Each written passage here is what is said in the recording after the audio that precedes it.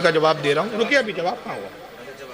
یہ مولوی جرجی صاحب ہے، ان سے تو متعارف ہوں گے آپ لوگ، اس دور کے قذاب اعظم، ان کو سنیے۔ میں نے کہا تم جس پیر کو سب سے زیادہ مانتے ہو وہ اہل حدیث تھا، عبد القادر جیلانی۔ پڑھیے غنیت الطالبین، سینے پر نیت باندھتے تھے۔ پڑھیے غنیت الطالبین، سینے پر نیت باندھتے تھے۔ پڑھیے غنیت الطالبین، سینے پر نیت باندھتے تھے۔ پڑھیے ان کی کتاب، سورہ فاتحہ پڑھتے تھے۔ پڑھیے ان کی کتاب، جنازے کی نماز میں بھی وہ سورہ فاتحہ پڑھتے تھے۔ پڑھیے ان کی کتاب، وہ رفع الیدین کرتے تھے۔ پڑھیے ان کی کتاب، وہ زور سے آمین بولتے تھے۔ یہ ساری خصوصیات ہیں عبد القادر جیلانی کی، وہ اہل حدیث تھے۔ وہ اہل حدیث تھے۔ کون؟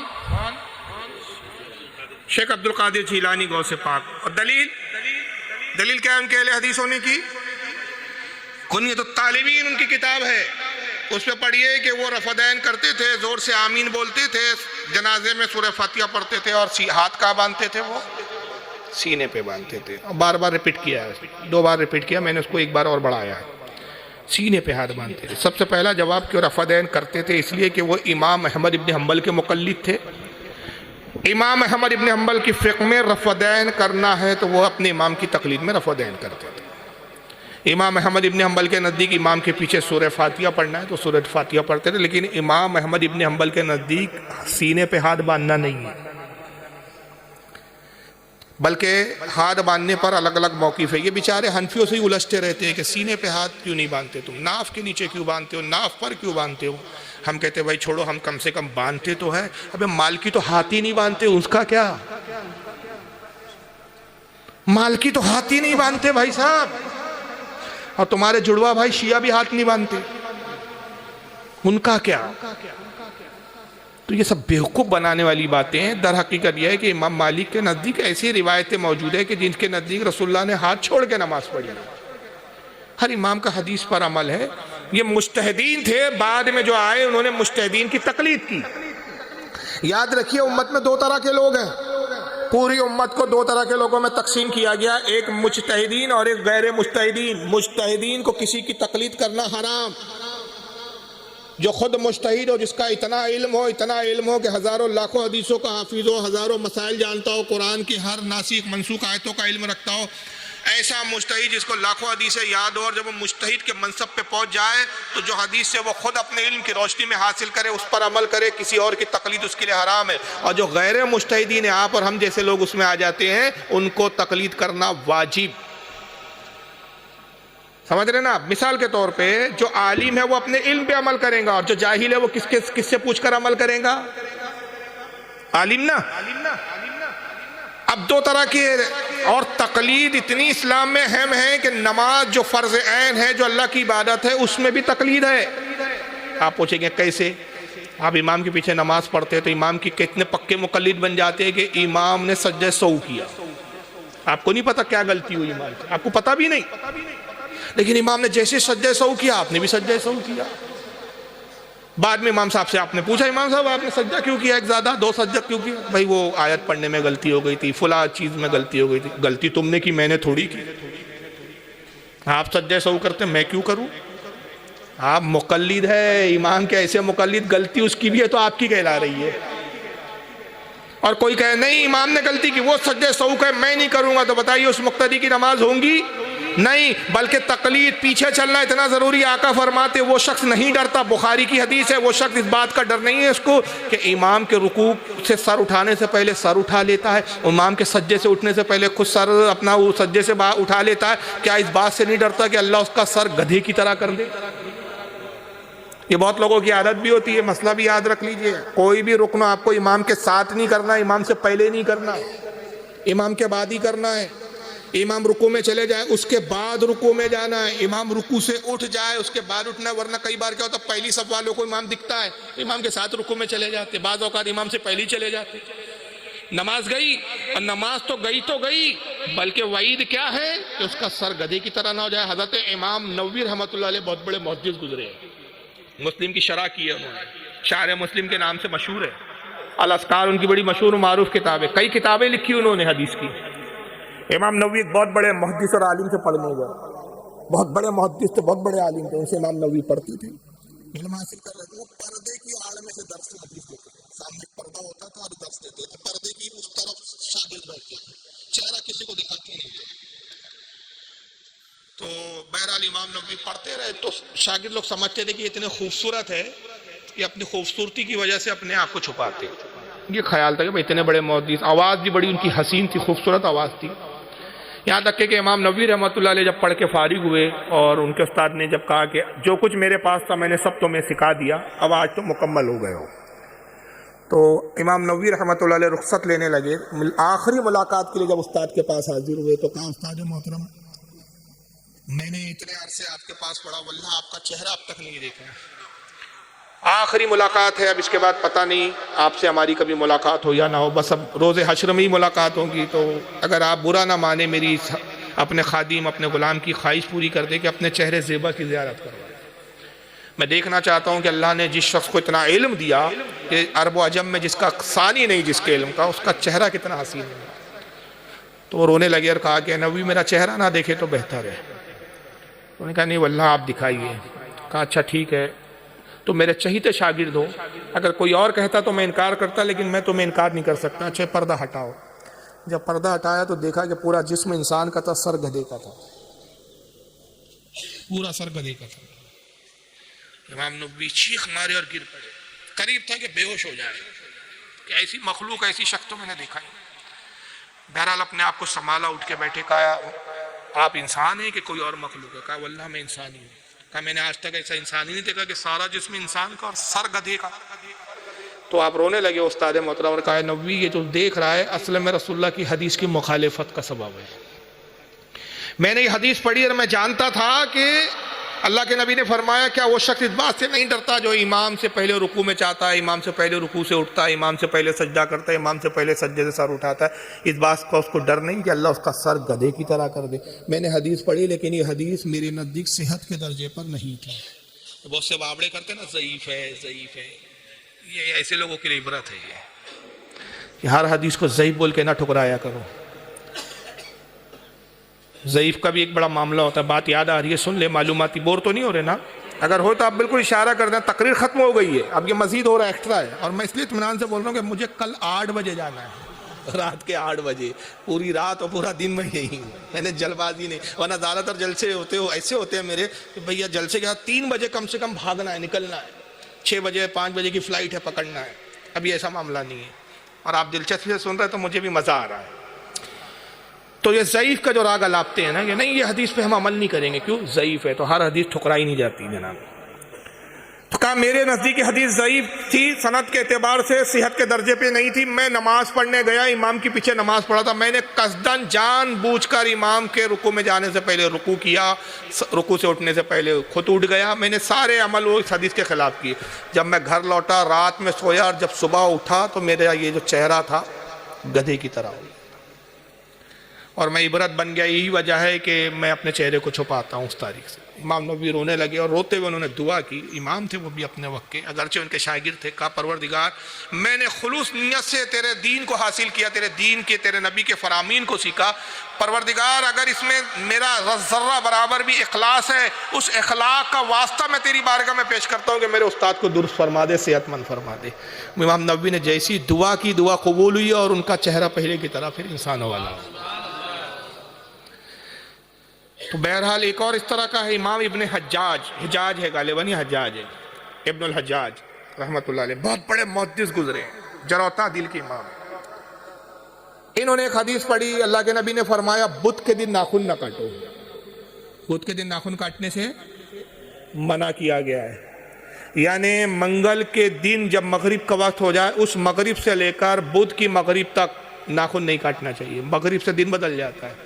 آقا نے فرمایا بدھ کے دن ناخن نہ کاٹو کہ اس سے بدھ کے دن ناخن کاٹنے سے جذام ہو جاتا ہے۔ جذام سمجھتے نا، انگلیاں جھڑ جاتی ہے، جس میں انگلیاں جھڑ جاتی ہے، سفید سفید داغ آ جاتے۔ تو امام ابن حجاج نے وہ روایت حدیث پڑھی، ان کے نزدیک صحت کے درجے پہ نہیں تھی، انہوں نے قصداً جان بوجھ کے بدھ کے دن ہی ناخن کاٹے، جذامی ہو گئے، وہ انگلیاں جھڑنے لگی۔ بہت علاج کرایا، کوئی فائدہ نہیں ہوا، تو ایک رات خوب رونے لگے اور اللہ کے رسول کی بارگاہ میں عرض کرتے یا رسول اللہ کرم فرمائیے آپ۔ سرکار خواب میں تشریف لائے، کہا ابن حجاج کیا میری وہ روایت تیرے کانوں تک نہیں پہنچی کہ بدھ کے دن ناخن نہ کاٹو ورنہ جزامی ہو جاؤ گے؟ کہا یا رسول اللہ حدیث تو پہنچی لیکن میرے نزدیک صحت کے درجے پر نہیں تھی، ضعیف حدیث تھی، اس کے راوی درست نہیں تھے۔ آقا نے کہا تو نے راویوں کو دیکھا، یہ نہ دیکھا کہ اس کی نسبت میری طرف ہے؟ تیرے لیے یہی کافی تھا کہ وہ میرا فرمان ہے۔ کہا یا رسول اللہ میں معافی کا طلبگار ہوں۔ رونے لگے، گڑ گڑائے، آقا کے قدموں میں گر گئے۔ سرکار نے اپنا دست مبارک پھیرا، جزام ختم ہو گئے۔ جب بیدار ہوئے، آنکھ کھولی تو کمرے میں خوشبو تھی اور آپ صحت تندرست و درست تھے۔ تو ضعیف حدیث بھی جو ہے نا قابل اعتبار ہوتی ہے۔ اعلیٰ حضرت کا اس پہ کیا عمل ہے معلوم ہے؟ اعلیٰ حضرت ہے کہ ہوئی امام عشق و محبت نہیں بنے ہیں وہ۔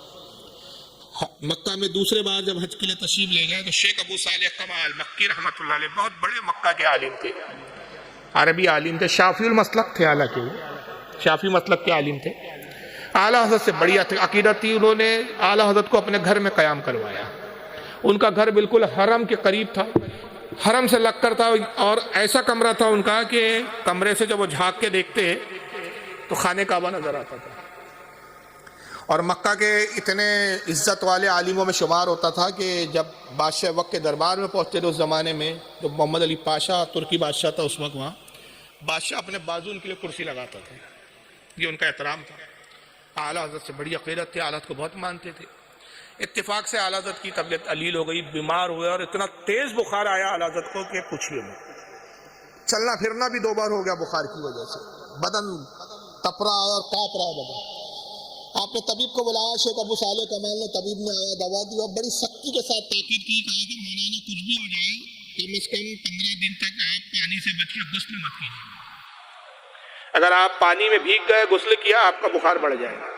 تاکید کی، چلے گئے وہ حکیم صاحب۔ اتفاق سے اعلیٰ حضرت کھڑکی میں بیٹھ کے حرم کو دیکھ رہے، حرم تک جا نہیں سکتے تھے تو وہیں سے خانہ کعبہ کو دیکھ رہے ہیں۔ بادل گرے اور بارش شروع ہو گئی۔ جب بارش ہونے لگی تو اعلیٰ حضرت کمرے سے کسی طرح عصے کے سہارے سے ٹکتے ٹکتے اترتے حرم میں گئے اور بھیگنے لگے، بارش کے پانی میں خوب نہارے۔ شیخ ابو صالح کمال کمرے میں آئے، دیکھا اعلیٰ حضرت کمرے میں نہیں گئے۔ خادم سے پوچھا کہاں گئے مولانا؟ بولے حضور میں نے روکنے کی کوشش کی لیکن حرم میں گئے اور وہ دیکھیے بھیگ رہے ہیں۔ تو شیخ ابو صالح کمال بڑے غصے میں گئے، محبت تھی، ڈانٹنے کے انداز میں کہا مولانا یہ کیا ہے؟ آپ نے ابھی 2 منٹ نہیں ہوئے کہ آپ کو حکیم نے تاکید کی کہ نہانے سے غسل سے پرہیز کیجئے، اور حرم میں آ کے آپ بھیگ رہے ہیں، نہا رہے ہیں یا پانی میں بارش میں بھیگ رہے ہیں، آپ کو اپنی طبیعت کا اور اپنی صحت کا خیال نہیں ہے۔ تو اعلیٰ حضرت کہتے ہیں کہ حضور ناراض نہ ہو، کیا رسول اللہ کی حدیث نہیں آقا نے کہا جو حرم کی بارش میں بھیگ گیا اس کی بخشش ہو گئی؟ سبحان اللہ۔ جو حرم کی بارش میں بھیگ گیا، اللہ تعالی ہم سب کو حرم میں بھیگنے اور بارش کا موقع عطا فرمائے، حرم میں جانے کی سعادت دے اور اللہ تعالی ہمیں بارش بھی عطا فرمائے۔ تو شیخ ابو صالح بھی عالم تھے بہت بڑے، انہوں نے کیا کہا؟ مولانا حدیث تو ہے لیکن حدیث ضعیف ہے، اس کے فلاں راوی میں ضعف ہے، اس کے 2 راوی ساقط الاعتبار ہے، اعتبار کے لائق نہیں۔ لیکن حالات کا جواب سنیے، بس یہی جواب عشق کی جان ہے، اور یہی ہم اہل سنت و جماعت کا وطرہ ہے، طریقہ ہے۔ کیا حالت کہتے ہیں؟ شیخ ابو صالح نے کہا مولانا حدیث تو ہے لیکن یہ ضعیف ہے۔ حالت کہتے ہیں حدیث تو ضعیف ہے لیکن اللہ سے امید تو بہت قوی ہے، اللہ سے امید تو بڑی مضبوط ہے۔ راوی ضعیف ہے، اللہ کی امید تو کمزور اور ضعیف نہیں ہے۔ شیخ ابو صالح کوئی جواب نہیں دے سکے۔ حالات فرماتے ہیں کہ بارش سے بھیگنے کی برکت یہ ہوئی کہ حکیم نے اس پانی سے بچنے کے لیے کہا تھا اور اسی سے مجھے صحت ہو گئی، بخار بڑھنے کی بجائے الٹا اتر گیا۔ تو بہرحال بات دور تک چلے گئی، بس اس پر میں اختتام کر رہا ہوں کہ انہوں نے جناب نے ابھی جو کہا، سوال جو تھا، میں نے جرجس کی جو ویڈیو دکھائی تھی وہ دکھانے کا مقصد کیا تھا کہ امام حضرت غوث اعظم حنبلی تھے، اس بنا پہ رفع دین کرتے، لیکن جب تک وہابی جھوٹ نہ بولے وہ اپنے باپ کی اوریجنل اولاد نہیں ہوتا۔ انہوں نے کہا حضرت غوث پاک ناف پر ہاتھ باندھتے تھے۔ آئیے میں غنیۃ الطالبین آپ کو دکھا دیتا ہوں، اور یہ انہی کی آ کی چھپی ہوئی ہے، ہم نے نہیں چھاپا، انہی کی آ کا ترجمہ ہے۔ حالانکہ میرے پاس الحمدللہ عربی نسخہ بھی ہے دارالقطب العلمیہ لبنان بیروت کا، لیکن میں انہی کے گھر کی دارالعلم بمبئی سے چھپی ہوئی اہل حدیث جماعت کا ترجمہ وہ دکھا رہا ہوں، اور ذرا دیکھیے اس کے جھوٹ کو۔ صفحہ نمبر 61 ہے، جلد نمبر 1 ہے۔ سرکار غوث اعظم لکھتے ہیں، ترجمہ یہ کرتے ہیں حیات نماز، نماز کی حیت یعنی حرکتیں اور ارکان کا بیان۔ نماز میں 25 حیات یعنی حالتیں ہیں۔ نمبر 1، نماز کرتے وقت رکوع میں جاتے ہوئے اور رکوع سے اٹھتے ہوئے رفعین کرنا۔ یہ غوث پاک نے لکھا ہے کہ بھئی رکوع میں جاتے وقت رفعین کرنا اور رکوع سے اٹھتے وقت رفعین کرنا۔ اور رفعین وہ کیوں کرتے رہے، اس کی وجہ کیا تھی؟ عملی تھے، اپنے امام کے مقلد تھے۔ رفعین کا طریقہ یہ ہے کہ دونوں ہاتھ کندھے کے برابر اٹھائے جائیں، دونوں انگوٹھے کان کی لو تک اور انگلیوں کے پورے کانوں کی بالائی حصے تک بلند ہو، یہاں تک ہاتھ اٹھانے کے بعد انہیں نیچے چھوڑ دیا جائے۔ ہاتھ اٹھایا، چھوڑ دیا، پھر دائیں ہاتھ کو بائیں پر رکھتے ہوئے ناف کے اوپر باندھے۔ دیکھیں صاحب لکھا ہے، کہاں باندھے؟ ناف کے اوپر۔ اور جرجس کہہ رہا تھا وہ اہل حدیث تھے، سینے پہ ہاتھ باندھتے تھے۔ کہاں لکھا ہے سینے پہ ہاتھ باندھتے؟ تو دیکھیں کیسے آنکھوں میں دھول جھونکتے ہیں وہیں کے وہیں۔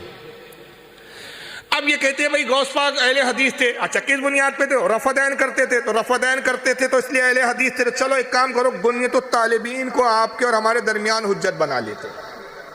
آپ ہی کے یہاں کی چھپی ہوئی کتاب میں لے کے بیٹھ جاتا ہوں، آپ بھی بیٹھ جاؤ۔ چیلنج ہے جرجس کو، یہ نیٹ پہ ڈالیں آپ۔ اب اس سے پہلے بھی میں چیلنج کر چکا، بے غیرہ سامنے آتا نہیں ہے، بہت پھٹو آدمی ہے۔ بھئی گنیت الطالبین کو ہم معیار بنا لیتے، جو باتیں غوث پاک نے لکھی تم بھی مانتے جاؤ، ہم بھی مانتے جاؤ۔ تو غوث پاک نے لکھا رفعین کرنا، میں رفعین کرنے کے لیے تیار ہوں۔ غوث پاک نے لکھا سورہ فاتحہ پڑھنا جنازے کے پیچھے، میں پڑھنے کے لیے تیار ہوں۔ غوث پاک نے کہا امام کے پیچھے سورہ فاتحہ پڑھو، میں تیار ہوں۔ زور سے آمین کو، میں تیار ہوں۔ مگر اسی گنیت الطالبین میں غوث پاک نے کہا مرید ہونا ضروری ہے۔ اسی گنیت الطالبین میں لکھا 40 ابدال ہے جو مخلوق کی مدد کرتے ہیں، ان کو حاجت کے لیے پکارو تو یہ تمہاری سنتے ہیں، مدد کرتے ہیں۔ اسی گنیت الطالبین میں غوث پاک نے لکھا تعویذ پہننا جائز ہی نہیں، سنت سے ثابت ہے۔ بخار کا تعویذ بھی لکھا، پیٹ درد کا تعویذ بھی لکھا، بچہ پیدا نہ ہو رہا اس کی تکلیف ہو رہی ہے اس کا بھی تعویذ لکھا، تو کل سے تم بھی تعویذ باندھنا چالو کر دو، شرک بولنا بند کرو۔ غوث پاک نے قوالی کے ادب بھی لکھے، قوالی میں بیٹھتے اپن دونوں پھر۔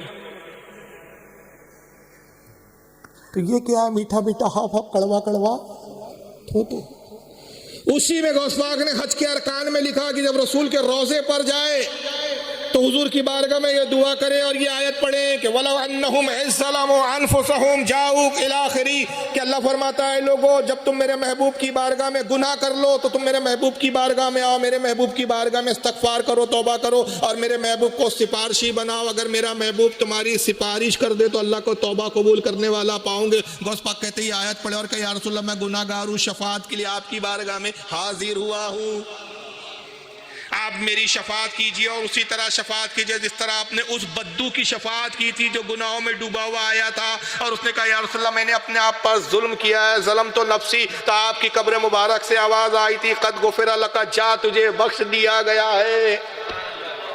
آپ تو کہتے ہیں رسول سے بھی مانگنا ناجائز، مانگو تو صرف اللہ سے۔ غوث پاک تو رسول سے مانگنے کی تلقین کر رہے ہیں۔ یہ گنیت الطالبین میں لکھا، ترجمہ انہوں نے کیا ہے۔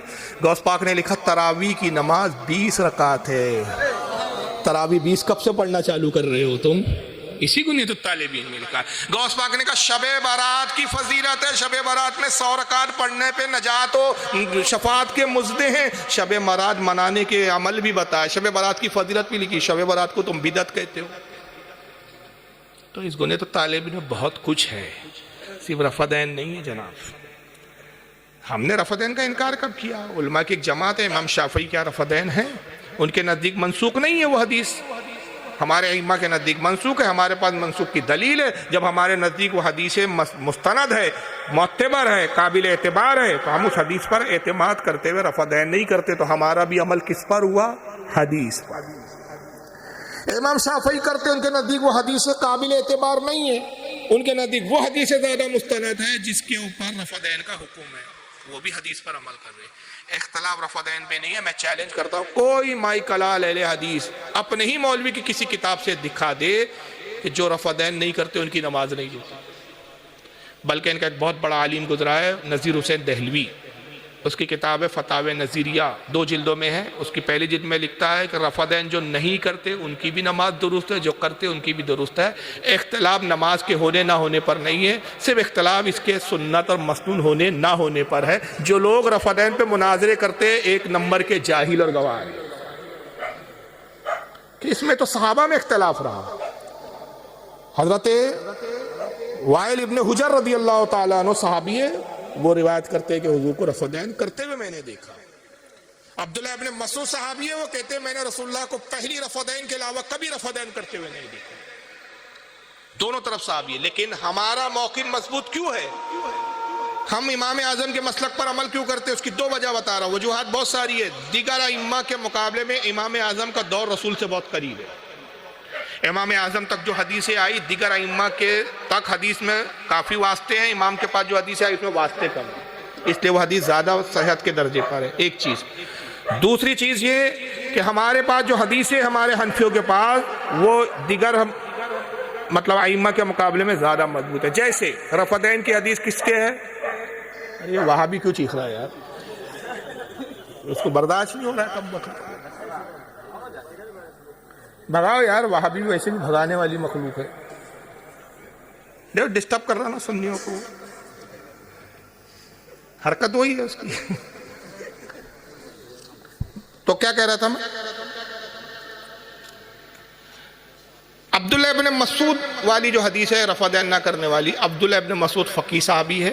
رسول اللہ کی ابتدا میں 10 سال نماز پڑھی انہوں نے. کتنے سال؟ وائل ابن حجر سب سے آخر میں ایمان لانے والے صحابہ میں. ختم کر. اچھا ہاں, السلام علیکم. اچھا اور سوال پوچھنا چاہ رہے ہیں, میں سمجھا